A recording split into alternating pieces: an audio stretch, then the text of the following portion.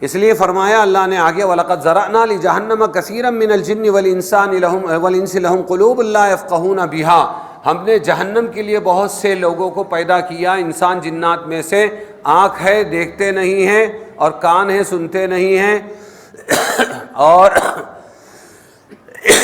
دل ہے سمجھتے نہیں ہیں، اس سے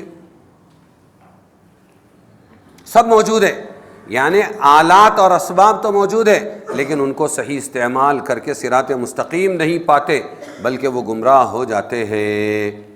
ارے سمجھے یا نہیں سمجھے؟ اس میں یہ بتلایا گیا کہ اگر تقدیر الہی ایک راز سر بستہ ہے، چھپا ہوا راز ہے، جس کا کسی کو اس دنیا میں علم نہیں ہوتا، لیکن اس کی علامت سے کچھ اندازہ لگایا جا سکتا ہے۔ اہل جہنم کی علامت یہ ہے کہ وہ اللہ تعالیٰ کی دی ہوئی قوتوں کو ان کے صحیح کاموں میں نہ لگائیں۔ صحیح علم و معرفت کے لیے جو اللہ جل شانہ نے عقل اور آنکھ کا کان عطا فرمائے، ان کو وہ بے مصرف چیزوں میں لگاتے ہیں، اور اصل مقصد جس کے ذریعے دائمی اور لازوال راحت دولت مل سکتی ہے، اس کی طرف ان کا دھیان نہیں جاتا۔ یہ جہنمیوں کی نشانی ہے۔ اس آیت میں سمجھ بوجھ، بینائی، شنوائی، سب چیزوں کی بالکل نفی کی گئی کہ کافر لوگوں کو نہ کان ہے سننے والے، اور نہ آنکھ ہے، اور نہ دل ہے، وغیرہ وغیرہ، یہ بات کہی گئی ہے۔ حالانکہ واقعہ اور مشاہدہ یہ ہے کہ ارے یہ لوگ نہ پاگل نہ دیوانے ہوتے ہیں جو کچھ نہ سمجھیں، نہ نابینا ہوتے ہیں کہ کچھ نہ دیکھیں، نہ بہرے ہوتے ہیں کچھ نہ سنیں، بلکہ مشاہدہ یہ ہے دنیا کے کاموں میں یہ اکثر لوگوں سے زیادہ چالاک اور ہوشیار ہوتے ہیں۔ اس سے پہلے بھی میں نے یہ مضمون بتایا تھا کہ عقل مندی کیا ہے؟ اللہ کو پہچان، اور اللہ کو نہیں پہچانتے وہ عقل مند نہیں، چاہے دنیا میں بڑے ہوشیار ہو جائے۔ سمجھ میں آئے؟ دوسرے پارے میں کہا ہے اللہ نے کہ یہ آسمان، یہ زمین، یہ چاند، یہ سورج، یہ تمہارے سامان لے کر چلنے والے بڑے بڑے کیا کہتے ہیں اس کو، پانی کے جہاز، اور یہ برستا ہوا بارش، اور یہ زمینوں کا دوبارہ زندہ ہو جانا، ان فی ذلک لآیات لقوم یعقلون، ان تمام اللہ کی قدرت کی نشانیوں میں، قدرت کی چیزوں میں نشانی ہے۔ کون سی قوم کے لیے؟ عقل مند قوم کے لیے۔ تو معلوم ہوا کہ جو ان میں غور کر کے رب کو نہ پہچانے وہ قوم کتنی ہی زیادہ ہوشیار ہو، لیکن وہ عقل مندوں کی فہرست سے خارج ہے۔ ایمان والے سب سے بڑے عقل مند ہیں کہ اپنے محسن کو پہچانتے، مگر بات یہ ہے کہ اللہ تعالیٰ نے اپنی مخلوقات میں سے ہر مخلوق کے اندر اس کی ضرورت کے مطابق اس کے مقصد حیات کے مناسب عقل و شعور رکھا ہے۔ جن چیزوں کو ہم بے عقل، بے حس، بے شعور کہتے ہیں، سمجھتے ہیں، در حقیقت وہ بھی ایک حس اور ادراک اور عقل و شعور رکھتی ہے۔ البتہ یہ چیزیں ان میں سے اسی مقدار سے جو مقدار ان کے مقصد وجود کو پورا کرنے کے لیے کافی ہو، سب سے کم عقل و شعور اور حس جمادات یعنی مٹی پتھر میں ہوتی ہے، اس میں بھی حس ہوتی ہے۔ جن کو نہ کچھ بڑھنا ہے، پتھر کو بڑھنا نہیں ہے، نہ اپنی جگہ سے نکلنا ہے، نہ چلنا ہے، نہ پھرنا ہے، وہ اتنی قلیل ہے کہ ان میں حیات کے آثار کا پہچاننا بھی بہت دشوار ہے۔ حس ہے لیکن بہت کم ہے۔ اس سے کچھ زائد نباتات میں ہیں، ان کو بڑھنا ہے، گھاس پھوس کو بڑھنا ہے، تو ان کی حس سمجھ میں آتی ہے کہ ہاں یہ بڑھ رہے ہیں۔ 40 دن میں ایک پودا تیار ہو جاتا ہے، 2.5 مہینے میں ٹماٹر لگ جاتے ہیں۔ سمجھ میں آیا؟ تو ان میں بھی حس ہے، لیکن وہ پتھر اور مٹی سے ذرا زیادہ ہے۔ سمجھ میں آیا؟ بڑھنا، پھلنا، پھولنا ہے۔ اسی کے مناسب عقل و ادراک ان کو دے دیا گیا، جس کو جتنی ضرورت تھی اتنا دیا۔ اس کے بعد حیوانات کا نمبر ہے، جانوروں کا نمبر ہے کہ ان میں بھی شعور ہے، جن کے مقصد وجود میں بڑھنا بھی داخل ہے، چلنا پھرنا بھی ہے، اور چل پھر کر اپنی غذا حاصل کرنا بھی ہے، اور نقصان دینے والے مضر مہلک چیزوں سے بچنا، بھاگنا بھی، اور نسل پیدا کرنا بھی، یہ شعور بھی ان کو دے دیا۔ تو وہ نسل برابر بڑھاتے رہتے ہیں۔ سمجھ میں آیا؟ ہاں، شیرنیوں کا خاص مسئلہ ہے نسل بڑھانے کے بارے میں۔ سال میں ایک مرتبہ ایک شیرنی ملاقات کرتی ہے شیر سے، ہاں، اور پھر وہ برابر بچہ پیدا ہوتا ہے، پھر ان کی پرورش کرتی ہے، ان کو پروان چڑھا کے پھر اس کے بعد اس کا نمبر لگتا ہے۔ اگر شیر نے بیچ میں اور گڑبڑ کرنے کی کوشش کی تو 5-6 شیرنیاں مل کے اس کو دبا ڈالتی، اس کا ناڑا پھاڑنے کے قریب ہو جاتی۔ کیوں؟ سسٹم اللہ کا جو ہے اس کو بگاڑ رہا ہے۔ نسل بڑھانا ہماری ذمہ داری ہے۔ کیا ہے؟ شیرنیوں کو احساس ہے، بولو اس کا۔ تو نسل پیدا کرنا بھی ہے. اس لیے ان کو جو عقل و شعور ملا وہ اوروں سے زیادہ ملا. جانوروں کو نباتات سے، گھاس پھوس سے، پودوں سے زیادہ ملا، اور ان کو پتھروں سے زیادہ ملا. لیکن ہر ایک میں شعور ہے، مگر اتنا ہی جس سے وہ اپنے کھانے پینے، پیٹ بھرنے، سونے جاگنے وغیرہ کا انتظام کر لے، دشمن سے اپنی جان بچا لے. سب کے بعد انسان کا نمبر ہے کہ انسان کو بھی اللہ نے عقل و شعور دیا، لیکن اس کا عقل و شعور سب سے بڑا ہوا ہے. جتنے کے لیے وہ عقل و شعور ہے، کھانا پینا، اپنی حفاظت کرنا وغیرہ وغیرہ، نقصان سے بچنا، اس کے بعد کیا ہے؟ وہ یہ کہ اپنے پیدا کرنے والے اور اپنے پالنے والے کو پہچانے. یہ اس کی ذمہ داری ہے. کس کی؟ انسان کی.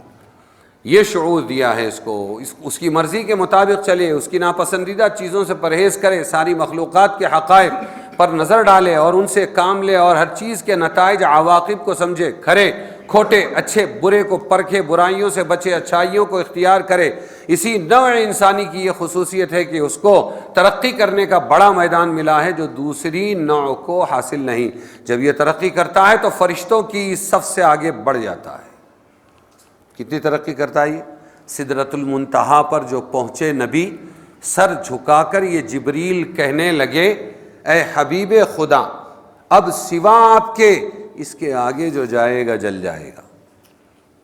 وہاں جبرائیل بھی نہیں جا سکتے جہاں اللہ کے نبی پہنچے. تو اللہ تبارک و تعالی نے ایسی اڑان دی ہے.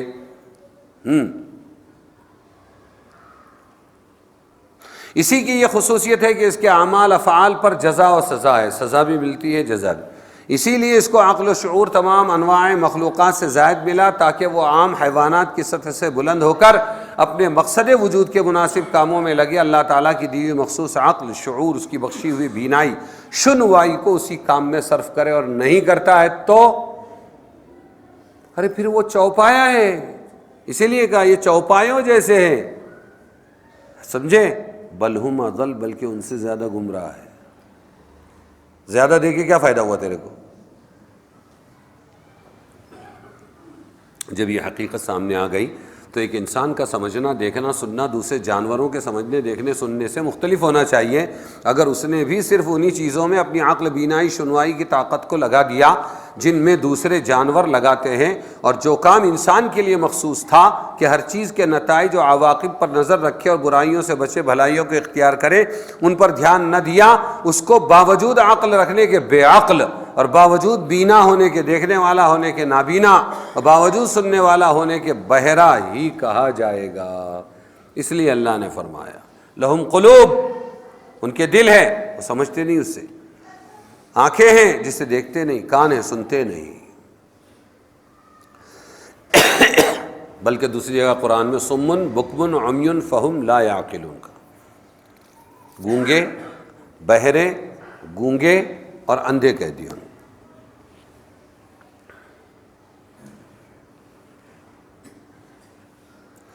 اور ان کے بارے میں قرآن نے کہا دوسری جگہ یعلمون ظاہرا من الحیات الدنیا وہم عن الآخرۃ ہم غافلون. ہم مانتے ہیں کہ یہ دیکھتے بھی ہیں، یہ سب دنیا خالی کھاؤ کھجاؤ بتی بھجاؤ والے لوگ ہیں یہ، کہ یہ دنیا کی زندگی کے ظاہر کو دیکھتے ہیں، خالی آخرت سے غافل ہے. یہ بھی کوئی زندگی ہے؟ آخرت کی زندگی نہیں ہے جانوروں کے لیے. سینگ والی آئے گی بکری، اور بغیر سینگ والی بولیں گی اس نے مارا تھا میرے کو، اچھا اس کو سینگ دو، اس کی سینگ نکالو، چلو بدلہ، مارا ماری ہو گئی، انصاف مل گیا، ترابا، مٹی بن جاؤ. جانوروں کو اللہ مٹی بنا دے گا. کیوں؟ ان کے لیے آخرت کی زندگی ہے ہی نہیں نا. اب یہ اللہ کو نہ مان کر آنکھ، کان اور دل کو استعمال نہ کر کے کیا ہو گیا؟ یہ ان جیسا ہو گیا. حالانکہ اس کا استعمال کر کے اپنے رب کو پہچاننا چاہیے تھا. اللہ فرماتے ہیں کہ یہ لوگ بڑے روشن خیال تھے، وَكَانُوا مُسْتَبْصِرِينَ، یہ بڑے روشن خیال لوگ تھے، مگر چونکہ ان کی دانائی بینائی کا سارا مصرف صرف اتنا ہی رہا جتنا عام جانوروں کا ہوتا ہے کہ اپنے تن بدن کی خدمت کر لے، روح کی خدمت کر لے، اس کی راحت کے متعلق کچھ نہ سوچا نہ دیکھا. اس لیے وہ ان معاشیات اور عمرانیات میں کتنی ہی ترقی کر لے، چاند اور مریخ کو فتح کر لیں، مصنوعی سیاروں سے دنیا کی فضا کو بھر دیں، لیکن یہ سب خدمت صرف تن بدن کے ڈھانچے اور پیٹ کی ہے، اس سے آگے نہیں، جو روح کے لیے دائمی چین اور راحت کا سامان بنے۔ اس لیے قرآن ان کو اندھا بہرا کہتا ہے، اور اس آیت میں ان کے سمجھنے اور دیکھنے سننے کی نفی کرتا ہے۔ مطلب یہ کہ ان لوگوں کو جو سمجھنا چاہیے تھا وہ نہیں سمجھے، جو دیکھنا چاہیے تھا وہ نہیں دیکھا، جو سننا چاہیے تھا وہ نہیں سنا، اور جو کچھ سمجھا دیکھا سنا وہ عام حیوانات کی سطح کی چیزیں تھیں، جن میں گدھا، گھوڑا، بیل، بکری وغیرہ سب برابر ہے۔ تو سب سے بڑی عقل مندی، سب سے بڑی بینائی، دیکھنا، سب سے بڑا سننا، سب سے بڑا سوچنا اور سب سے بڑا بولنا، یہ سب صلاحیتوں کا سب سے بڑا مظہر کیا ہے؟ اپنے رب کو پہچاننا۔ اسی لیے آیت مذکورہ کے آخر میں ان لوگوں کے متعلق فرمایا اولئک کالانعام، یہ سب کیسے؟ یہ لوگ چوپایوں کی طرح ہیں کہ بدن کے صرف موجودہ ڈھانچے کی خدمت میں لگے ہیں۔ کیا کرتا ہے صبح سے شام تک جانور؟ کھا کھا کھا کھا کھا، اور کیا کرتا ہے؟ ڈھانچے کی خدمت۔ روٹی اور پیٹ ان کی فکر کی آخری معراج ہے۔ فرمایا بل ہم اضل، بلکہ یہ لوگ چوپایوں جانوروں سے بھی زیادہ بے وقوف ہیں۔ وجہ یہ ہے کہ جانور احکام شرعیہ کے مکلف ہے ہی نہیں بیچارے، ان کے لیے جزا سزا نہیں۔ ان کا مقصد اگر صرف موجودہ زندگی اور اس کے ڈھانچے کی درستگی تک رہے تو صحیح ہے، وہ جانور ہے، مگر انسان کو تو اپنے اعمال کا حساب دینا ہے اور اس پر جزا و سزا ہونے والی ہے۔ اس لیے اس کا ان کاموں کو اپنا مقصد سمجھ بیٹھنا جانوروں سے زیادہ بے وقوفی ہے۔ اس کے علاوہ جانور اپنے آقا و مالک کی خدمت پوری بجا لاتے ہیں۔ کیا کرتے ہیں جانور؟ اپنے مالک کی، آقا کی خدمت بجا لاتے ہیں، اور نافرمان انسان اپنے رب اور مالک کی خدمت میں قصور کرتا ہے، اس لیے وہ جانوروں سے زیادہ بے وقوف غافل ٹھہرا۔ اسی لیے اولئک ھم الغافلون، یہی غافل لوگ ہیں فرمایا۔